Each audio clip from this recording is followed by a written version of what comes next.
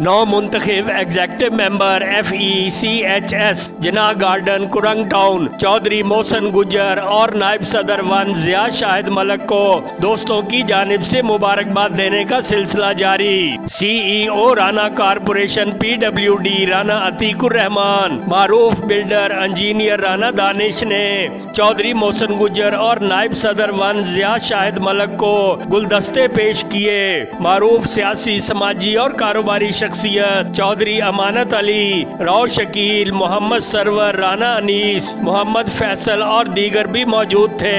چوہدری محسن گجر اور ضیاء شاہد ملک نے مبارکباد دینے پر دوستوں کا شکریہ ادا کیا۔ دیکھتے رہیے خبرنامہ TV، پڑھتے رہیے خبرنامہ میگزین۔ 81 راجہ ساجد ہمارا چینل سبسکرائب کیجئے۔